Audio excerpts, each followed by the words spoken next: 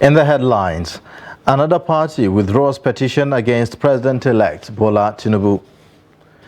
President Buhari stays in London for dental care as President-elect leaves for Europe. 7 confirmed dead, several others missing in Zamfara boat mishap. And on the foreign scene, French journalist Armand Solding killed in rocket attack in Ukraine.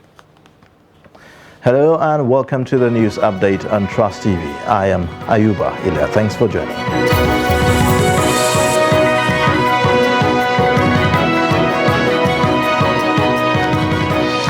Beginning with political matters, the Action People's Party has applied to withdraw its petition challenging the victory of the President-elect Asiwaju Bola Ahmed Tinubu at the 2023 general elections. The counsel to the party, Obed Agu, also asked the court to strike out and dismiss the suit. Counsel to Tinubu, Wole Olanikpekun, said that they are not opposing the application for withdrawal of the petition and they are not asking for cost. Well, the grounds is nothing more than instruction from my clients. I was instructed and I had a brief to file a petition. I filed the petition. I also have another brief to withdraw the petition. And that's the grounds.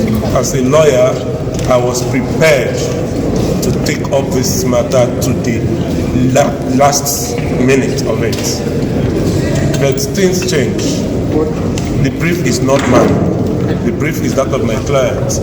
Like one of the pressmen asked me 2 days ago, would you want to withdraw the petition? My answer was no.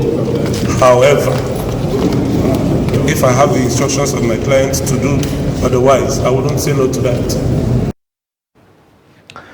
The All Progressives Congress consensus candidates for Speaker of the incoming 10th National Assembly, Tajuddin Abbas, said that they are reaching out to other aggrieved aspirants in order to have a peaceful House of Representatives.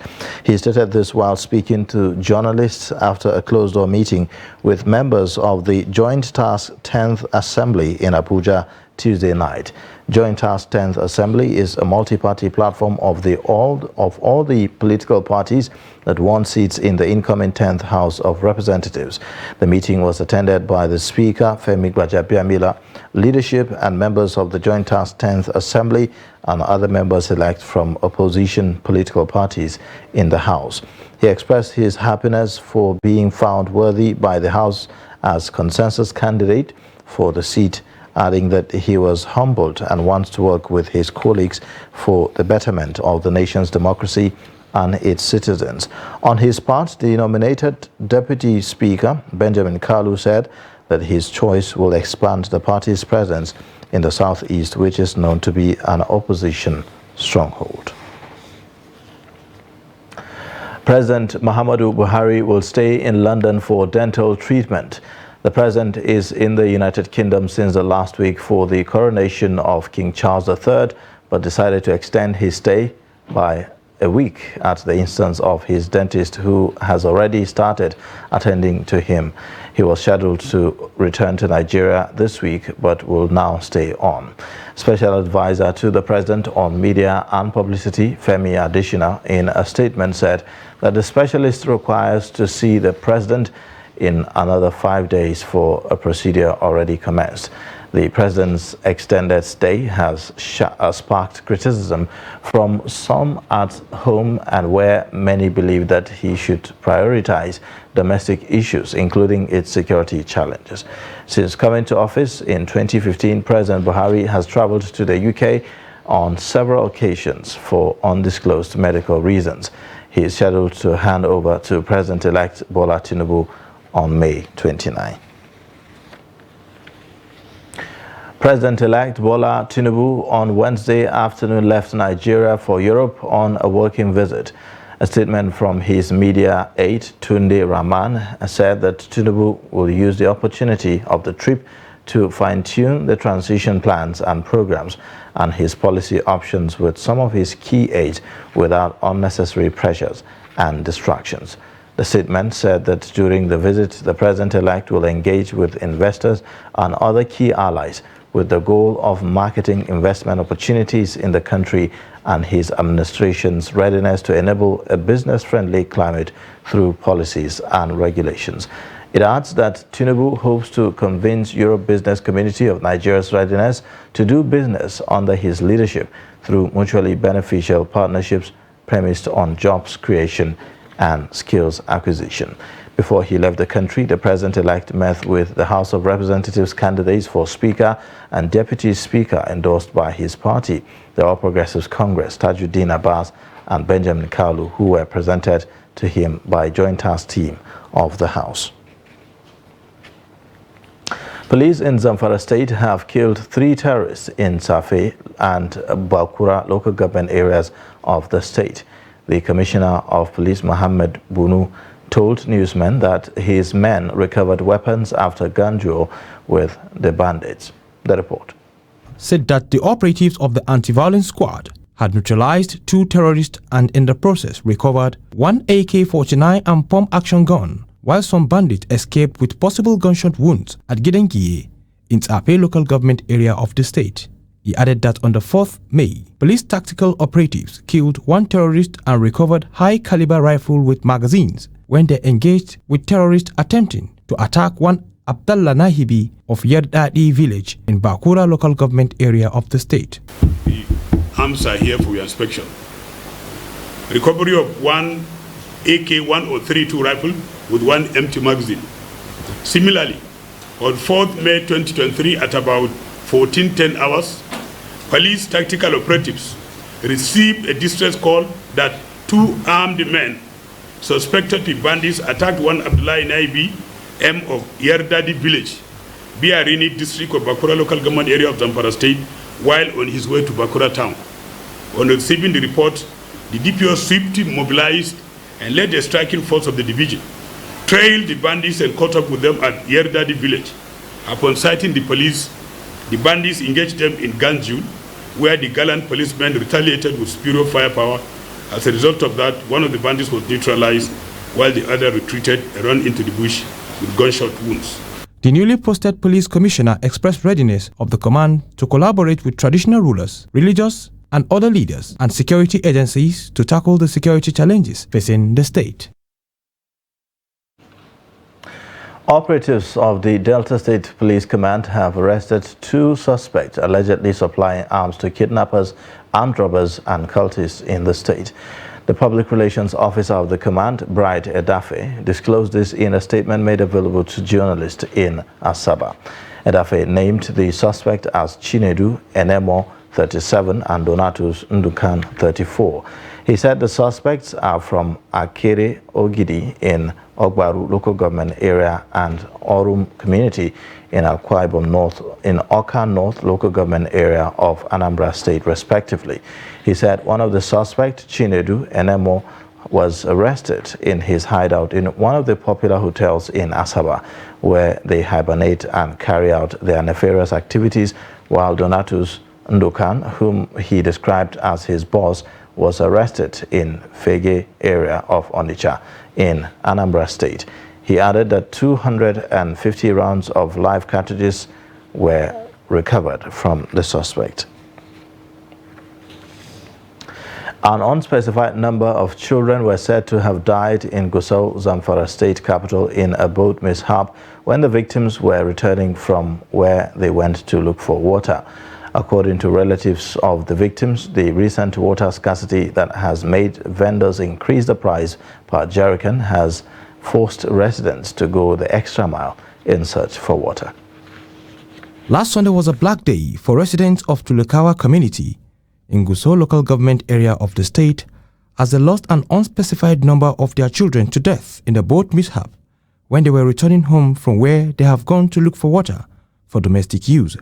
Though some witness accounts said 7 dead bodies were recovered, others said the number of those who lost their lives in the incident were more than 7. Muhammad Yusuf lost 2 of his children, a daughter identified as Zainab, a 17-year-old whose dowry has been paid, and a wedding fixed after next Salah celebration, and a 12-year-old son, Aliyu. He said he was devastated over the harrowing incident that happened to his children as a result of lack of water for domestic use. He wants the state government to address the problem of perennial shortage of water in Gusau metropolis to avert this kind of situation, saying that it was because their children went far away to place to look for water that the tragedy befell them.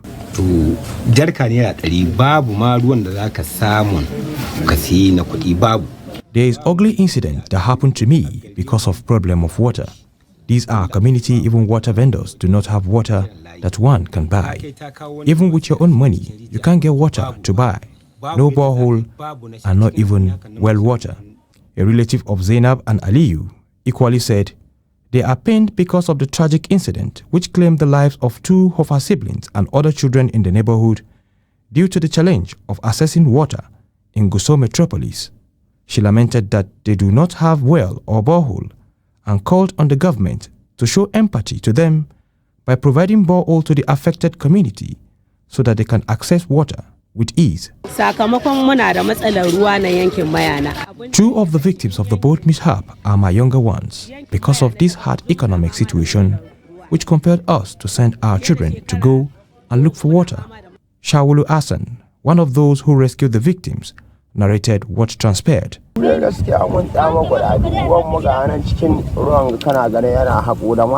the boat. It was heavily loaded with load and people with water on their heads that resulted to it capsizing. When we noticed the boat capsize, we ran to help rescue the victims. We recovered 7 bodies and 6 persons alive.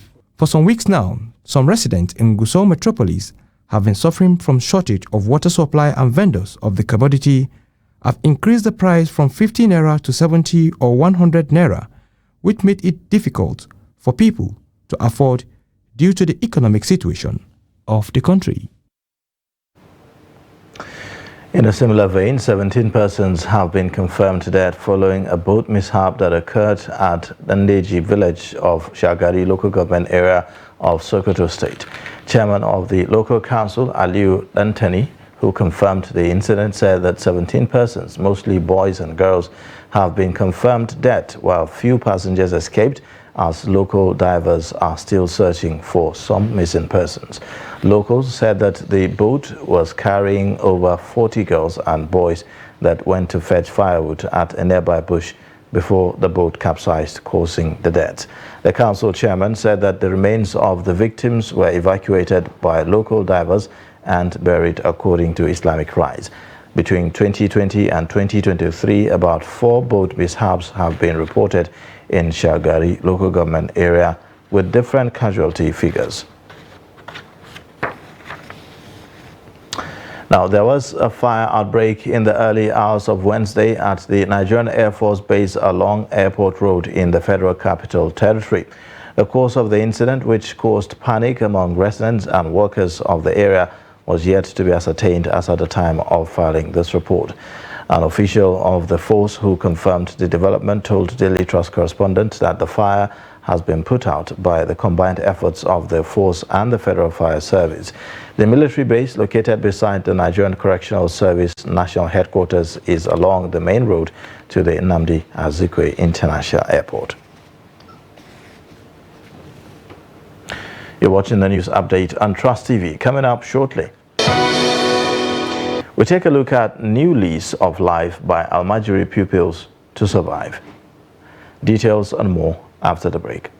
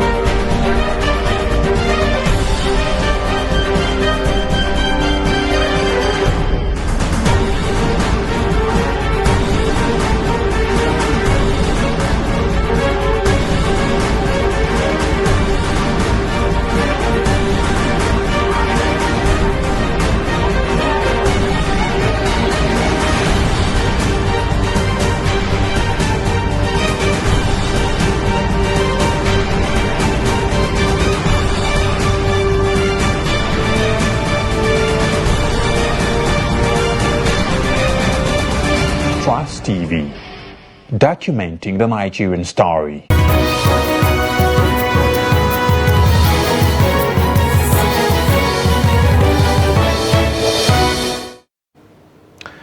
Welcome back. This is the news update on Trust TV. Let's take a look at the top stories again. Another party withdraws petition against President-elect Bola Tinubu. President Muhammadu Buhari stays in London for dental care as President-elect leaves for Europe. Stakeholders in the health sector in Zamfara State are seeking the support of the people of the state to enable them immunize 1 million children against polio. They said this has become imperative because Zamfara State is one of the states which recorded low coverage in the immunization of children against polio. To this end, the state's Primary Health Care Board, United Nations Children Emergency Fund, UNICEF, and other partners planned one-week campaign against polio targeting 1 million children. The report. This meeting between Zamfara State Primary Health Care Board, United Nations Children Emergency Fund, UNICEF, the media, and other partners is to provide an opportunity to brainstorm on how best to improve the coverage of immunization of children against polio in the state. They advise parents to stop fake finger markings and allow their children to receive immunization against polio. The Executive Secretary, Zamfara State Primary Health Care Board, Ismail Tukur, who was represented by the state health educator, Kabir Anja Kuria, hinted that the board and some health partners launched a campaign against polio which targeted 1 million children from 0 to 59 months. This is team media engagement meetings, which we normally do at any time when we are having campaign or any intervention related to primary health care activities. We normally have to rock mind, come up with a strategy to deploy in terms of creating awareness as well as demand creation of our services. So what campaign or intervention? So this time around is we call it FIPV plus NOPD campaign. It's a strategy of polio eradications where we targeted 0 to 59 months of age children. We give them oral polio at the center. We give them injectable polio, and we give them polio injection just to build the herd immunity within the society. He said Zamfara State is carrying the fractional inactivated polio vaccine SIPV campaign because of the low coverage of immunization against polio in the state, which is also one of the high-risk states in Nigeria due to insecurity. The Executive Secretary of the Board Primary Health Care Board disclosed that they are going to apply 2 strategies in the campaign, which is expected to commence on the 11th to 16th May 2023.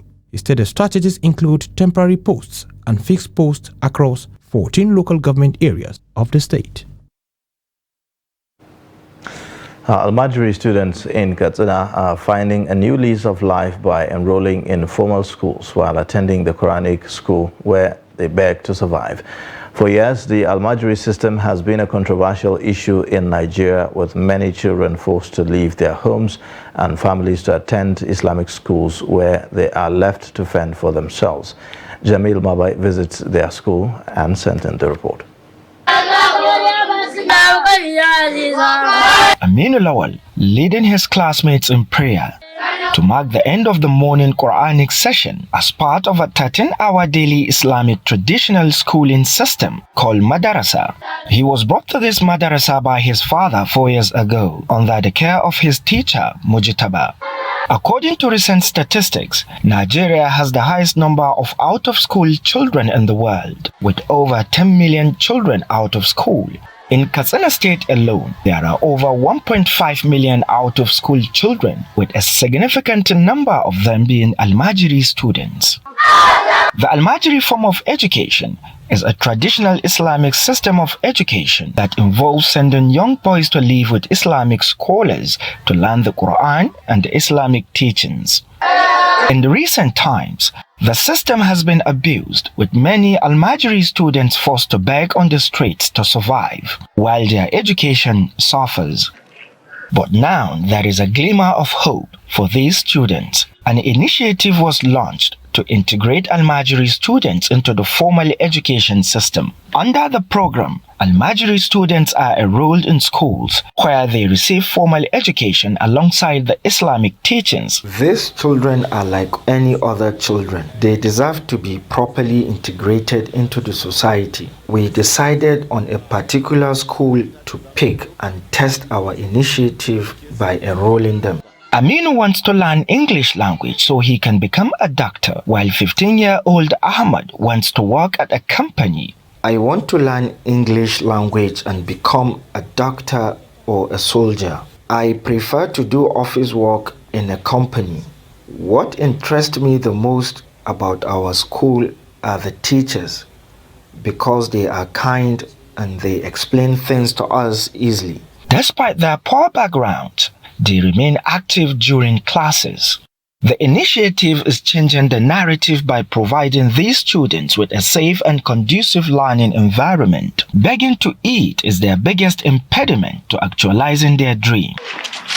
Going to school with an empty stomach with no shoes, these children are determined to learn despite the glaring economic cost. Jamilu Mabai, reporting for Trust TV News, Katsina. The 2023 Islamic Development Bank annual meetings have been flagged up in Jeddah, Saudi Arabia at the King Abdullah Congress Center. Salim Umar Ibrahim, who is in Jeddah, reports that the annual meeting is bringing together delegations from the group's 57 member countries, in addition to observers from regional and international organizations, to discuss development issues and international institutional matters from 10th to 13th of May, while dignitaries and participants will hold closed-door meetings with the ISDB Group Board, General Assembly of the Federation of the Consultants from Islamic countries, among others. The 2023 annual meeting's official opening ceremony is expected to be held on Thursday. French journalist Armand Soldin, who worked for the AFP news agency, has been killed in a rocket attack in Chasiv Yar, near the eastern Ukrainian city of Bakhmut, the 16th journalist to be killed since Russia launched its full-scale invasion of Ukraine in February 2022. Soldin was with a team of AFP journalists traveling with Ukrainian soldiers when the group came under fire from Grad rockets at about 4:30 p.m. on Tuesday. The team took cover, but 32-year-old Soldin was killed when a rocket struck near where he was lying. Chasiv lies close to Bakhmut, which Russian forces have been trying to capture for 9 months, seeing it as a stepping stone to other parts of eastern Ukraine. Now, world record holder Tobi Amusan of Nigeria will headline the 100-meter hurdles event at the Racers Grand Prix, which makes its return to Jamaica's National Stadium on June 3rd in what is expected to be an afternoon of world-class track and field events. Amusan has raced at only 2 meets so far this outdoor season, but is ranked number 7 in the world with a season's best 12.59 seconds set at the Tom Jones Invitational in Florida in mid-April. 7 athletes are so far confirmed for the event, including Jamaica's Megan Tapper, the Olympic Games bronze medalist, world under-20 champion Kerika Hill, and Crystal Morrison, while American Tia Jones, who ran 12.44 seconds at the recent Drake Relays, is the second-ranked sprint hurdler now.